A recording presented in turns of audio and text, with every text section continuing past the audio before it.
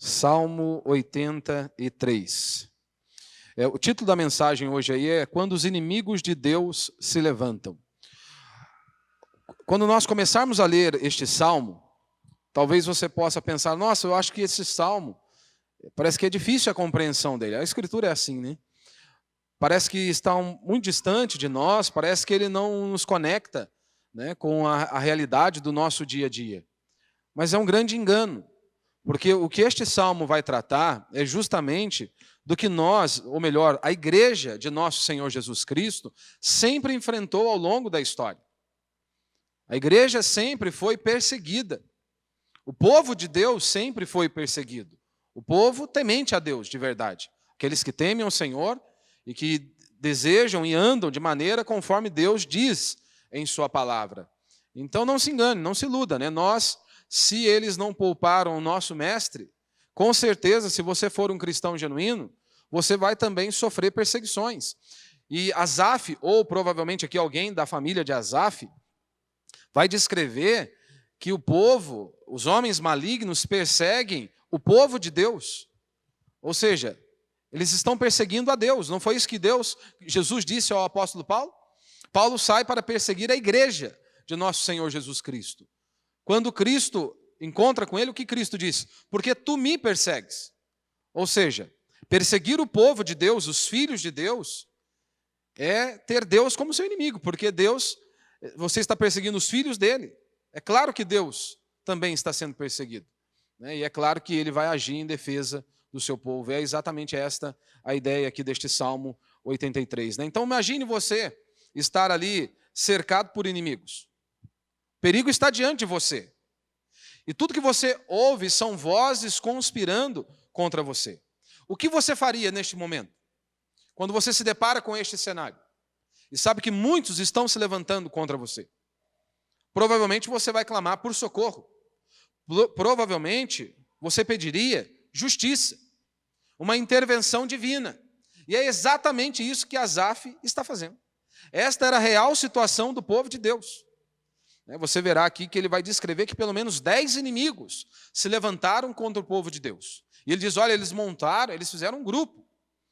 Mas nós não vemos nenhum relato, pelo menos na história bíblica, que de fato houve esse momento, né, onde vários inimigos se aliaram, ou pelo menos os 10, como é descrito aqui, de uma só vez, por conta de uma situação, e então se levantaram contra o povo de Deus. Provavelmente o cenário que Asaf ou alguém de sua família queira descrever são os inúmeros levantes ao longo da história do povo de Deus, que inúmeras vezes alguns se aliavam, né, 3 ou 4 entre eles, ou seja, eles estavam cercados, por todos os lados haviam inimigos. E é exatamente isso que o texto vai descrever. E também ele nos remete à perspectiva do seguinte, algo muito interessante. De 10 inimigos listados aqui por Asaf, ou por alguém de sua família, pelo menos 6 eram meio que ligados a Israel. Ou seja, tinha um certo grau de parentesco com o povo de Israel. Os demais, sim, eram inimigos estrangeiros. E é exatamente isso que nós vemos hoje também, não é? Muitos daqueles que se levantam, tentando combater a fé cristã ou perseguindo os filhos de Deus, o povo de Deus, são aqueles que, muitas vezes, filhos de crentes, ou pessoas que estavam envolvidos em algum trabalho, ou que pelo menos se achavam que eram crentes de verdade, né? E de repente abandonaram tudo e agora acabam perseguindo o reino de Deus, perseguindo o povo de Deus. Se você olha para as faculdades, né? Grandes delas, as mais renomadas, foram influenciadas pela fé cristã. E hoje, essas mesmas faculdades, né, elas se levantam em nome da ciência contra a fé cristã. Então, o que Asaf ou alguém de sua casa está relatando é justamente isso. Então, neste cenário, o salmista ele olha ao redor e ele vê esses inimigos, né, que constantemente se levantavam contra o povo de Deus. E o argumento dele é, eles estão se levantando contra o Senhor. E diante deste cenário, ele clama, ó Deus, não te cales. Ó Senhor, não te cales, não fique mudos. Não te detenhas, ó Deus. Ou seja, ele começa a clamar ao Senhor para que Deus possa agir. E você percebe isso ao longo da história da igreja. Seja quando nós olhamos para o Antigo Testamento, quando olhamos para o Novo Testamento, quando nós olhamos para a era dos apóstolos, quando nós olhamos para o povo de Deus, eles sempre enfrentaram dificuldades. o povo sempre sofreu perseguições. Nós vemos isso lá na crucificação de nosso Senhor Jesus Cristo, nós vemos isso na Reforma Protestante, nós vemos isso nos nossos dias. A igreja sendo perseguida constantemente. Constantemente. Então nós podemos dividir este salmo em pelo menos 3 pontos. Do verso 1 ao verso 8, nós temos ali a conspiração dos inimigos contra Deus e o seu povo. É isso que Asaf, né? Ou pelo menos alguém aí de sua família, vai descrever exatamente isso. Do verso 1 ao verso 8, ele descreve ali a conspiração dos inimigos contra Deus e contra o seu povo. E antes dele descrever isso, ele vai falar de maneira cirúrgica. Ele clama ao Senhor, pedindo a Deus, né, para que Deus possa agir, Deus possa intervir, que Deus possa executar a justiça. E aí depois nós vemos aí do verso 9 até o verso 15, eles clamando, né? Ele clama a Deus por justiça, ou seja, por uma intervenção divina. Como Deus já havia, em outros momentos, em outras épocas, livrado o seu povo, guardado o seu povo, em cenários muito parecidos, ele clama mais uma vez, ele traz isso à memória, e ele clama essa intervenção divina. E por último, nós vemos aí no verso 16 ao verso 18, que a chave, né, esse clamor por justiça, não era por conta do nome de Asaf. Né, nós temos estudado aqui aos domingos Romanos. Encerramos Romanos capítulo 12, onde Paulo diz que nós não devemos pagar o mal com o mal. Né, que nós não devemos, não que você não possa exigir justiça, né, mas ele diz, nós não devemos agir com a mesma perspectiva que o mundo age. Né, ou seja, o cristão ele deve agir de maneira diferente. Né, ele não deve pagar o mal com o mal, mas pagar o mal com o bem. E aí aqui a perspectiva é essa. Ou seja, Paulo diz, a Deus pertence a vingança. A Deus pertence a vingança. E em hipótese alguma, ele estava dizendo que nós não podemos nos defender. Mas ele diz, o cristão deve agir de maneira diferente. O cristão deve conduzir a sua vida com uma perspectiva diferente. E aí diz, então, a Deus pertence a vingança. Ou seja, não é o meu ego, não é o meu nome, por aí vai. Aqui é exatamente a mesma situação. Asaf está orando, está clamando a Deus, e assim, o objetivo final, há essa indignação, o coração está pesado, clamando a Deus, ele está angustiado, está aflito. Ele descreve todo o cenário desses homens malignos, conspirando contra eles, contra o povo de Deus, ou seja, contra o próprio Deus. E aí, então, ele clama ao Senhor por essa intervenção divina, mas ele diz, olha, ele pede justiça, que Deus pudesse executar a justiça em meio àqueles homens. Mas aí, no verso 16 até o verso 18, ele explica que essa justiça não era por conta deles, não era por conta do povo de Deus, mas era por conta do próprio Deus.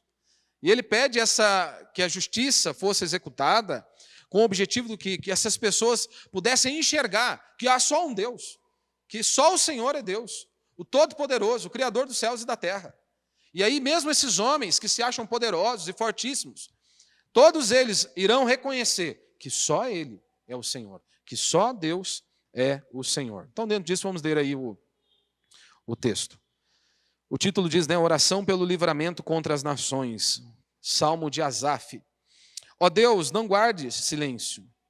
Não te cales, nem fique impassível, ó Deus. Pois teus inimigos se alvoroçam, e os que te odeiam levantam a cabeça. A ideia aqui parece que está tudo indo mal, né? As coisas estão ruins ali. E aí, para piorar a situação, parece que Deus está quieto. Parece que Deus está calado. Parece que Deus não está agindo. E aí, então, esse é o clamor, né? Esta é a indagação, é isso que está dentro dele, ali, essa angústia e essa aflição. Ó Deus, não guarde silêncio. Ou seja, que o Senhor possa agir. Não te cales, nem fiques impassível, ó Deus. Pois teus inimigos se alvoroçam, e os que te odeiam levantam a cabeça. A ideia é, eles estão aí te afrontando. Algumas versões vão trazer como o seguinte, o Senhor não está ouvindo o grito desses homens, o Senhor não está ouvindo o que eles estão fazendo.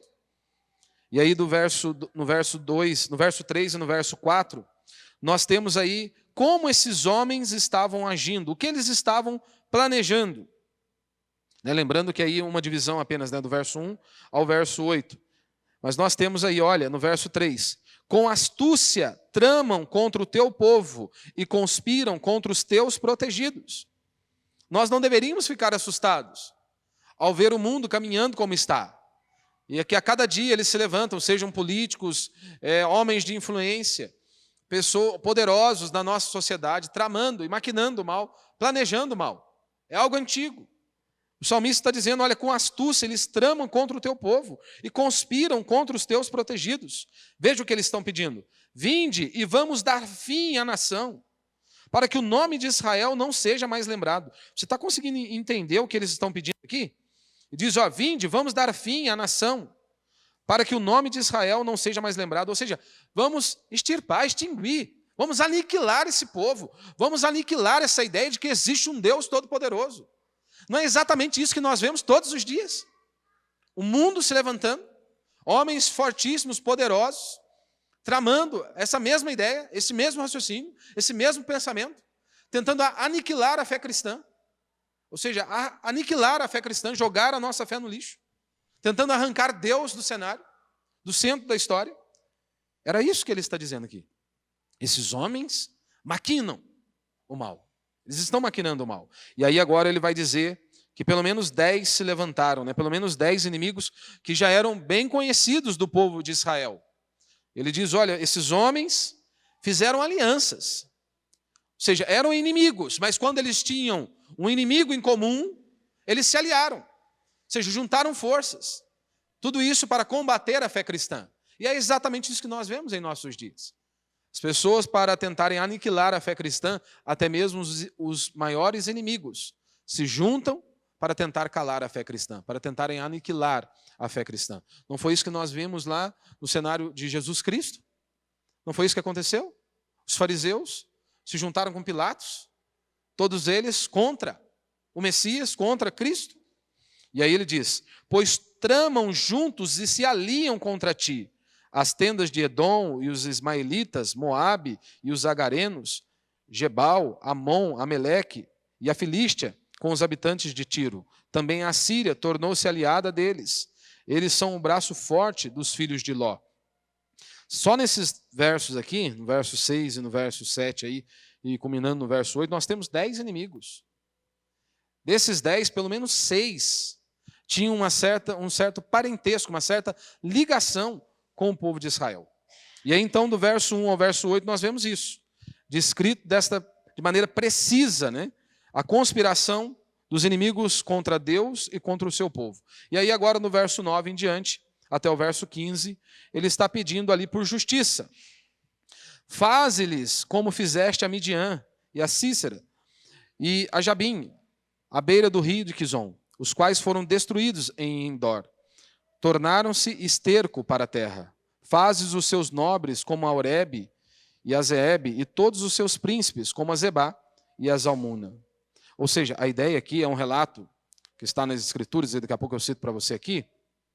Esses homens também estavam tentando destruir o povo de Deus. E de repente Deus vem e age a favor do seu povo, e Deus extermina esse povo. Então o que Asaf está clamando é, Deus, executa a justiça. E aí ele vai explicar no verso 12, né, que disseram, ou seja, esses homens disseram, conquistemos para nós as pastagens de Deus. Ou seja, mais uma vez o homem tentando se levantar contra Deus, tentando aniquilar Deus da história. Meu Deus, torna-os como folhas secas levadas pelo redemoinho. Como o fogo destrói uma floresta e como a chama incendeia as montanhas. Persegue-os assim como a tua tempestade e assombra-os com o teu furacão. Então ele descreve um cenário, ele recorre à ação de Deus, como Deus já havia operado em outro momento, em povos que tentavam se levantar contra o seu povo, contra o próprio Deus, e Deus executou a justiça, Deus pesou a mão sobre eles. Agora então Asaf, ele recorre a isso mais uma vez, e ele fala, Deus, que o Senhor possa agir.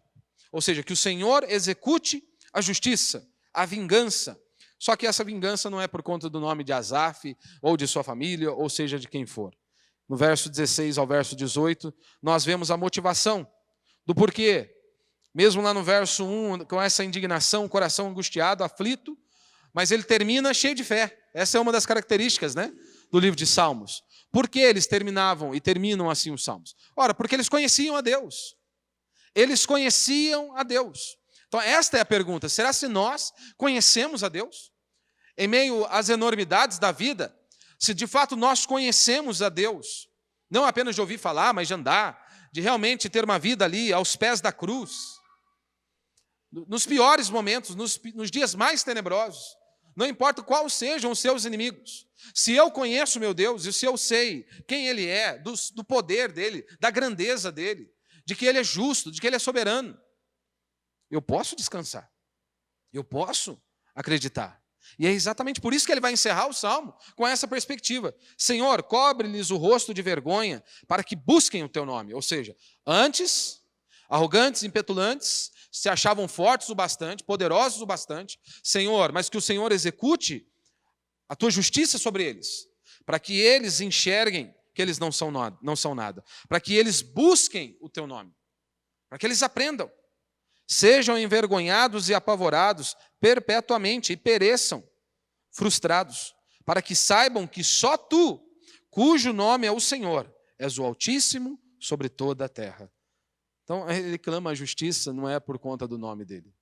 Ele clama porque o objetivo final é justamente Deus revelar a sua glória, que todos saibam que só o Senhor é Deus, para que saibam que só tu, cujo nome é o Senhor, és o Altíssimo sobre toda a terra, ou seja, só o Senhor é poderoso, né?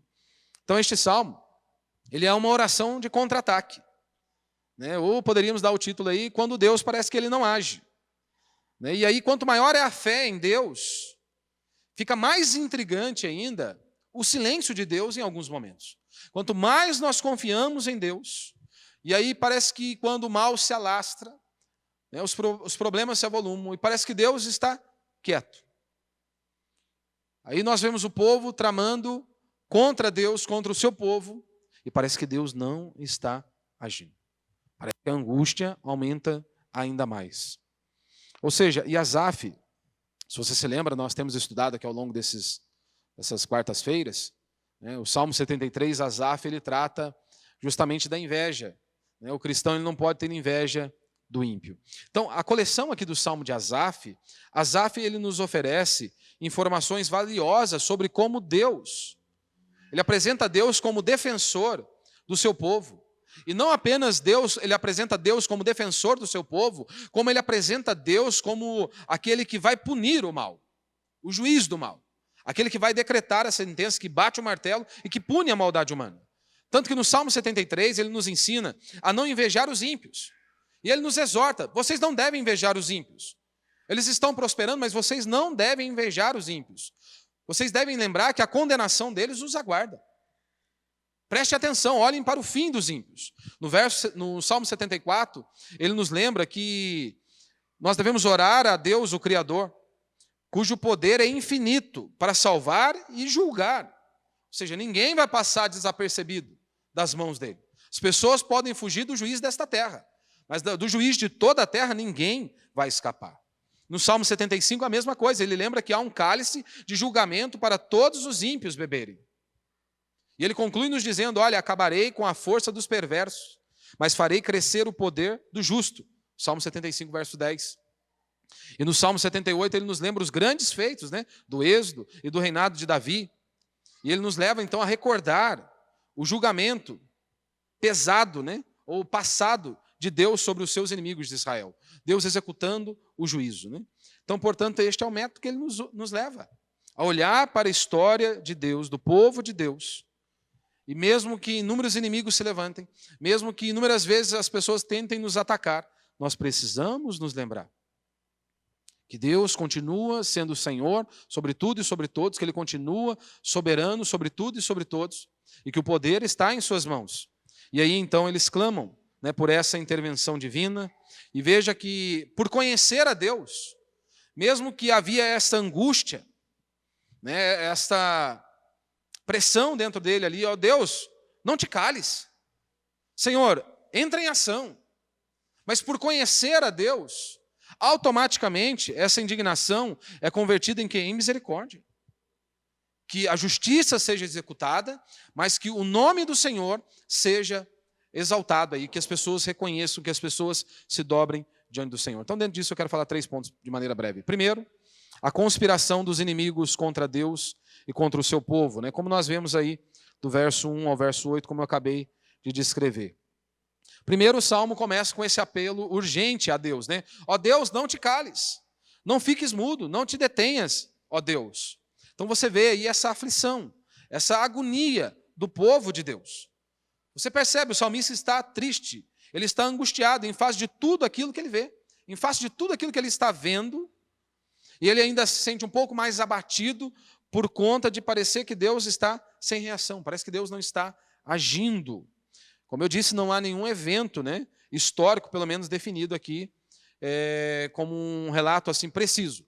Este salmo foi escrito por conta desta situação, por conta deste cenário. Conforme eu citei aqui, pelo menos 10 inimigos se levantaram contra Israel. Inimigos estes bem conhecidos. E como eu disse, pelo menos 6 estavam intimamente ligados aí com o povo de Israel, ou seja, tinham um grau de parentesco. Ou seja, saíram do meio deles ao invés de estarem com eles e caminharem juntos, não. Saíram do meio e se levantaram como inimigos, né? Alguns estudiosos vão dizer que o gatilho, né, para a composição deste salmo seria mais ou menos o relato descrito lá em 2 Crônicas, capítulo 20, né, quando os amonitas, né, os moabitas, né, e os amonitas lideraram um grupo que incluía edomitas contra a nação de Judá. Mas assim, não importa para nós qual de fato é o cenário. Se foi esse relato que está ali constando em 2 Crônicas, capítulo 20, ou se foi algum outro caso específico, não importa. O que interessa a mim e a você aqui é que, de novo, em todos os períodos da história, em cada geração, o povo de Deus é vítima de ataques e de perseguições. Constantemente o povo de Deus, ou seja, o próprio Deus, é atacado, é perseguido. O interessante, quando nós vamos lá para o 2 Crônicas, capítulo 20, do verso 1 ao verso 6, descreve todo o cenário, né, que Josafá está enfrentando, e há uma atitude dele, uma atitude da parte de Josafá, que nos leva a compreender também a atitude aqui de Asaf, e nos leva a pensar e a meditar como é a nossa atitude diante de cenários parecidos.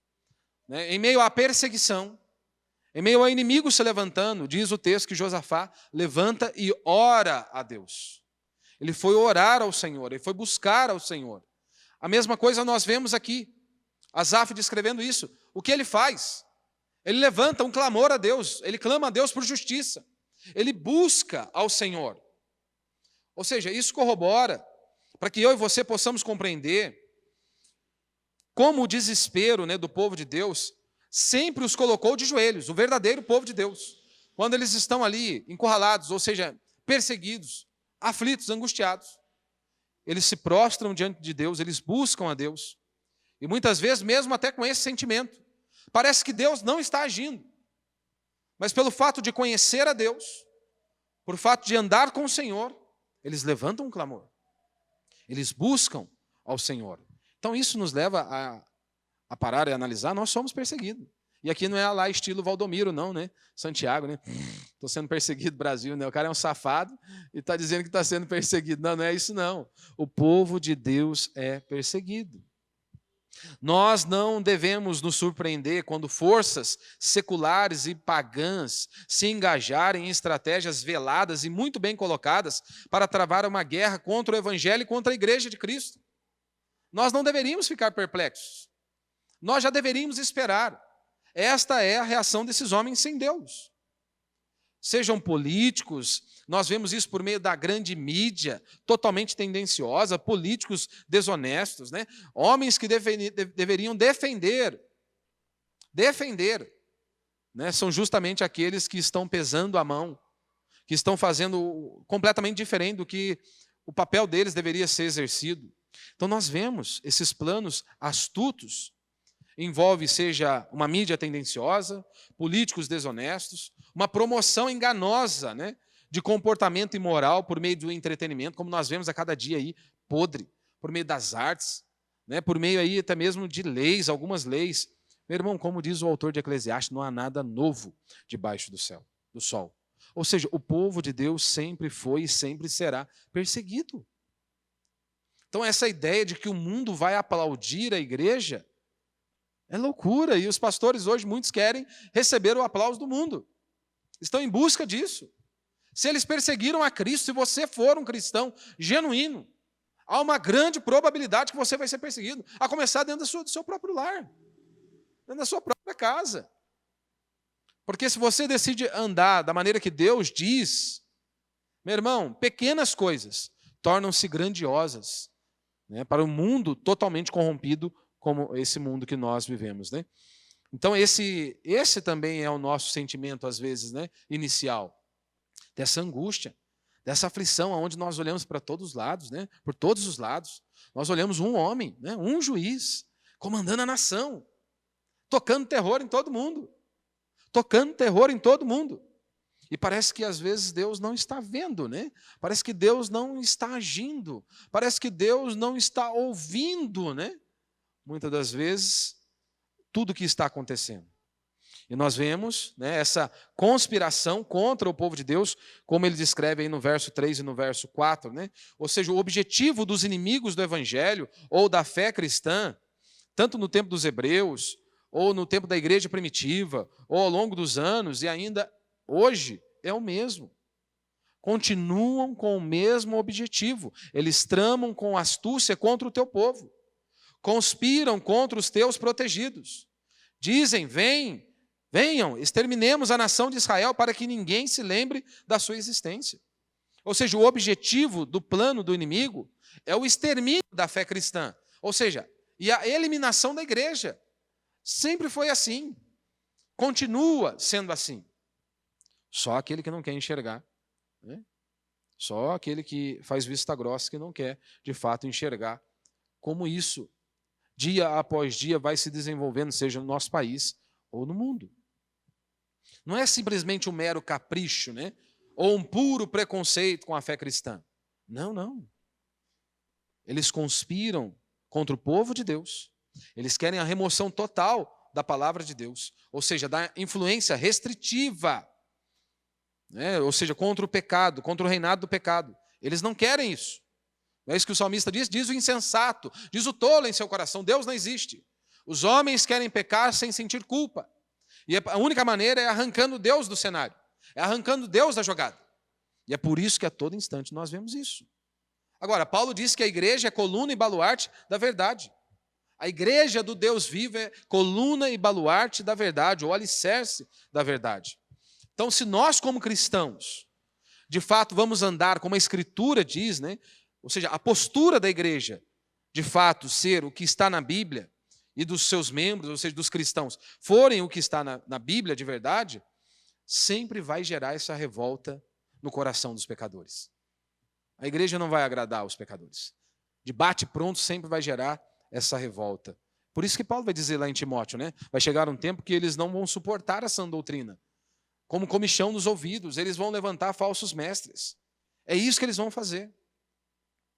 É isso que eles vão fazer. E é exatamente isso que Asaf está descrevendo. Se nós refletimos aquilo que está na palavra de Deus, nós devemos esperar, não devemos esperar outra reação por parte do mundo, a não ser o que sempre vem acontecendo com a igreja de nosso Senhor Jesus Cristo, com o povo do nosso Deus. E aí nós vemos esta aliança, né? Essas alianças aí sendo firmadas, como descreve aí no verso 6, né, até o verso 8.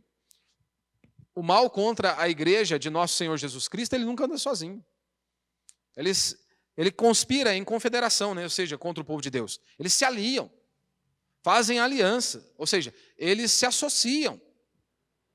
Eles se associam, vão juntar forças. Como eu disse, desses 10, pelo menos 6 estavam intimamente ligados com o povo de Israel. Ou seja, você vê eles ali motivados, unidos pelo ódio. Unidos pelo ódio. Primeiro você vê isso, a oposição a Deus e ao seu povo é capaz de unir inimigos bastante improváveis. Quando você vai estudar, é que não há tempo para nós relatarmos ou citarmos cada um desses povos, né?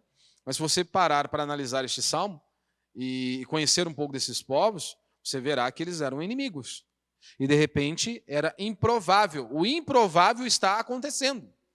Eles estão firmando alianças, eles estão se ajuntando para se levantar contra Deus, contra o seu povo, contra Deus e contra o seu povo. Ou seja, havia um interesse mútuo, comum. por conta do inimigo, olham para a fé cristã, olham para o povo de Deus, e então nós temos um inimigo em comum. Então vamos juntar força, vamos exterminar, vamos aniquilar, vamos extirpar a fé cristã. Ou seja, em oposição à causa de Deus e ao povo dele, os ímpios sempre são unânimes. Para se levantar contra Deus e contra o seu povo, eles se aliam, eles juntam forças. Ora, o principal exemplo é a improvável aliança, né, dos sacerdotes judeus e do governo romano, né? Não é? Você não vê lá o povo lá, os sacerdotes judeus, se juntando com Pilatos, pedindo aí a crucificação de Cristo? Nós vemos. O improvável estava acontecendo. O impossível, vamos assim dizer, né, estava acontecendo. Eles estavam se juntando. Hoje em dia não é diferente. Basta você olhar, cadê o grupo dos feministas, né? Das feministas? Que todo tempo estão dizendo que estão lutando a favor dos direitos das mulheres, né? Mas aí você não vê essas mesmas feministas que dizem lutar pelos valores, né? Ou lutar pelas mulheres aí. Você não vê essas mulheres se levantando contra, né, as brutalidades aí no Oriente Médio. Você não vê. E principalmente se for uma cristã. Aí você não vê mesmo ninguém se levantando a favor. Estão aí gritando pelos quatro cantos. Mas na hora que de fato é para gritar, mas como não interessa, são cristãs. Não. Na cabeça deles, né, devem morrer mesmo. Esquece. Né? Então, aparentemente você olha e pensa, não faz sentido. Como que eles estão... Não faz sentido mesmo. Não faz sentido até você perceber, eles têm uma causa em comum. Todos eles se opõem ao cristianismo e à palavra de Deus. E é por isso que eles se aliam. E é por isso que eles se juntam. E nós vemos aqui um segundo ponto muito interessante nesses 10 povos aqui, nessas tribos aí. Você vê ali que a quantidade, né, de tribos unidas contra Israel era aparentadas. Né? Ou seja, tinham uma ligação. Ou seja, eles deveriam, no mínimo, né, ter tido comunhão entre eles e agora tornaram-se inimigos. Prevaleceu o ódio contra eles, né?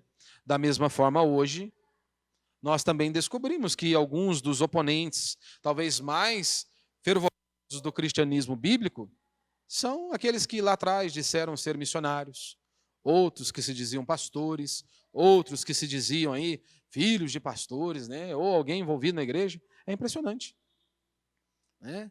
Talvez tiveram ali um relacionamento superficial, né? Não tiveram nada espiritual com a igreja de nosso Senhor Jesus Cristo.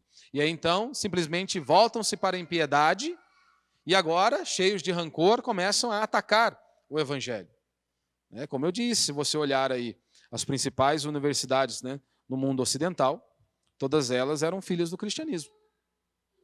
E basicamente elas se levantaram, né, em nome da ciência contra o cristianismo, né? Então os inimigos do povo de Deus sempre vão ser assim.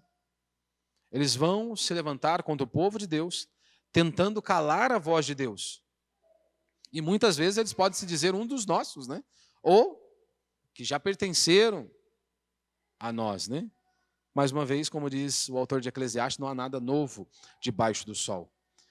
Segundo, o clamor pela intervenção divina, né? Do verso 9 aí ao verso 15, né? Então você vê a convocação que se faz a Deus, né? Indignado, o salmista ele faz uma oração de contra-ataque. O povo está se levantando, os inimigos estão se posicionando, né? Ou se posicionaram várias vezes, tentando acuar o povo de Israel. E agora, então, ele faz uma oração contra-ataque. Ou seja, então ele olha para o passado. Ele recorre às vitórias do passado para alimentar a sua fé na esperança da vitória no futuro. Ou seja, Deus já operou assim outras vezes. Deus já livrou, Deus já nos deu vitória. E é exatamente isso que eu e você também precisamos fazer constantemente. Ora, todos nós aqui podemos testemunhar de grandes feitos do Senhor em nossas vidas. De onde Deus nos tirou, de uma vida infeliz, desgraçada, sem sentido, sem propósito. Quantas vezes nós já vimos e já contemplamos o agir de Deus em nossas vidas, guardando, provendo, suprindo. E aí, mais uma vez, nós temos que olhar e lembrar, Deus continua guardando o seu povo. Deus continua sendo soberano, Deus continua com o poder em suas mãos, né? Pelo menos 2 incidentes aqui do livro de Juízes são mencionados, né? A derrota dos cananeus, né? Por Débora e Baraque, como você vê descrito lá em Juízes capítulo 4 e 5, e também a derrota dos midianitas por Gideão, né? Descrito lá também em, deixa eu ver aqui a minha referência, Juízes 7 e 8, capítulo 7 e capítulo 8, né? Ou seja, ambos os ataques, eles tinham um objetivo, que era minar a terra. Era isso que eles queriam. E eles foram revertidos pela intervenção de Deus. E é por isso que Asaf traz isso à memória. Senhor, já tentaram isso outras vezes. Já tentaram nos aniquilar, já tentaram parar o teu povo. Já tentaram nos calar. Deus, como o Senhor já operou em outros momentos, faz de novo. Executa a tua justiça. Então, ou seja, a lembrança desses eventos deu a Asaf uma nova ousadia para pedir algo semelhante na terrível situação que eles estavam. Então, mais uma vez, se levanta em fé e clama a Deus, porque a linguagem que ele usa aqui é muito forte. Ele deseja, ele almeja que os seus inimigos fossem espalhados como a palha ao vento, ou as folhas num redemoinho, né, no verso 13. Olha, que eles sejam consumidos, como fogo consome um bosque, uma chama que incendeia os montes. Ele descreve isso no verso 14. Ou seja, a linguagem dele é forte. Ele diz, olha, que eles sejam atingidos e atormentados como em uma tempestade, e que morram de medo do vendaval, verso 15, né? Ou seja, de fato, ele quer justiça. E ele convoca Deus a esse contra-ataque. Já que os inimigos estão se levantando, já que eles estão vindo por todos os lados, Deus se posiciona. Executa o juízo. Executa a punição. Ou seja, o julgamento do mal é uma necessidade moral. Deus trata diferentemente os que seguem o bem e os que seguem o mal.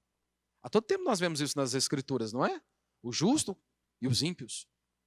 Os justos serão recompensados e os ímpios serão punidos. Então ninguém pense, né? Isso é uma exortação a mim e a você. Nós não podemos achar que Deus é apático, que Deus está ali, que Deus não está vendo nada acontecendo, ou que Deus não vê nada, ou nem julga nada. Ora, o próprio Evangelho nos mostra que sim, ele executa a justiça. O próprio Evangelho anuncia, né, o julgamento, constantemente nós vemos isso. Então nós temos que descansar nele, confiar nele, assim como Asaf está fazendo. Ou seja, a convocação que Asaf faz, ou seja, clamando a Deus para que ele possa agir, ela está fundamentada na obra de Deus do passado e principalmente na gloriosa e infalível justiça de Deus. Ou seja, essa total confiança, Deus vai punir o mal, seja agora ou no futuro. Um dia todos nós estaremos frente a frente com ele. Ninguém vai escapar. Ninguém vai escapar das mãos do Deus Todo-Poderoso. E para a gente encerrar, o propósito final aí de Deus é revelar a sua glória a todas as nações, né? Como ele diz aí do verso 16 ao verso 18, né? A oração de Asaf, no entanto, ela não termina ali com um desejo de vingança, né? Ou seja, algo pessoal. Uma vez que a motivação dele não é que se pague o mal com o mal, mas ele pede a justiça de Deus, mas ele pede também a compaixão, ou seja, em doses certas.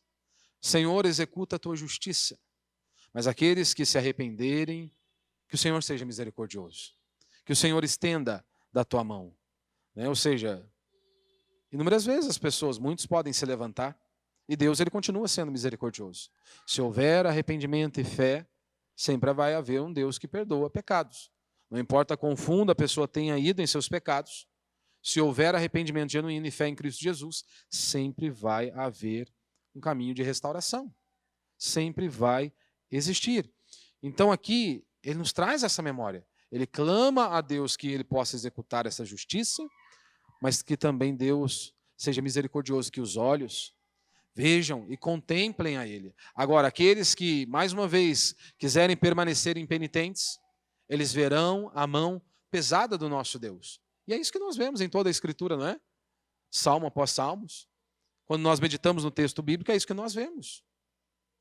Aqueles que definitivamente permanecem duros, ou impenitentes, eles verão a justiça de Deus sendo descarregada sobre eles, ou a ira de Deus sendo descarregada sobre eles. Então aqui,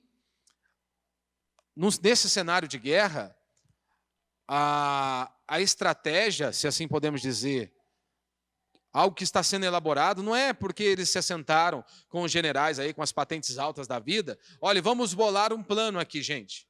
Os inimigos estão se levantando. Veja a estratégia de Asaf. Não é isso que ele faz. Ele não recorre aos exércitos. Ele não recorre a generais. Ele vai orar a Deus, ele busca a Deus. Ele clama a Deus por direção. Não foi exatamente isso que Davi também fez? Davi, diante de um cenário, ele não busca um general 4 estrelas. Mas ele busca a Deus em oração. Era do costume de Davi. Nós vemos isso pelo menos sendo descrito lá em 2 Samuel, capítulo 5, verso 22, verso 23. Ele pede a Deus direção, Senhor, como eu devo proceder? Como eu devo atacar esses inimigos? Então Deus lhe dá uma direção. Deus lhe dá uma estratégia. Deus o conduz. Deus o conduz. Por isso que o meu desejo, o seu desejo deve ser esse também. Orar a Deus. Seja em meio às perseguições, em meio a esses levantes do mundo, que constantemente conspira contra Deus e contra o seu povo, nós devemos clamar a Deus, apresentar a causa diante dele, mas também devemos crer no Senhor, confiar nele, esperar nele que ele possa executar isso, tudo nas medidas, na proporção, seja a justiça e a sua misericórdia. Então nós precisamos orar com fé, crendo, né? Orar com fé e esperança, porque nós mesmos não podemos vencê-los. Como que ninguém? Um país inteiro não consegue parar um homem, não é? Um homem. Um país inteiro, ou pelo menos, vamos colocar aí, 51% da população não consegue parar um juiz. Ou seja, nós, por nós mesmos, muitas vezes não conseguimos. Nós não vamos contra-atacar com as mesmas armas que eles usam. Mas Jesus é quem pode, e no final ele vai triunfar. Então nós devemos fazer, o que nós devemos fazer é invocá-lo, em oração, clamando a ele, pedindo que ele vá à batalha por nós. Nós temos que aprender a orar, assim como os salmistas estavam orando, assim como Asaf está orando, cheio de fé, cheio de esperança, olhando cada vitória do passado, cada intervenção divina do Senhor do passado, e ele diz, Senhor, o Senhor pode fazer de novo. Havia esperança, havia fé, confiança em Deus. Ora, nós podemos olhar para trás e ver grandes avivamentos, né? Deus agindo na história do povo, do seu povo. Ora, nós podemos orar e clamar a Deus, Senhor, faça de novo, tem misericórdia. Opera mais uma vez. E aí, mesmo esses homens malignos, devemos orar como Asaf está orando. Senhor, espalha-os, como folhas no redemoinho, como palha ao vento, execute a justiça. E que nós terminemos com esse contra-ataque em amor, né? Tendo esse entendimento. É Deus quem executa a sua justiça. É Deus, a vingança pertence a Deus. O que nós temos que fazer é clamar e, como cristãos, nos posicionarmos e não sermos um bando de covarde que tem medo de defender aquilo que eles acreditam. Porque os nossos irmãos do passado não eram como a maioria dos crentes de hoje, que são um bando de frouxos. Eles não têm coragem nem de defender a própria casa, quando irá defender a fé. Se dependesse de homens como os de hoje, nós não estaríamos aqui. Não, nós não estaríamos aqui. Os nossos irmãos do passado, eles conheciam a Deus.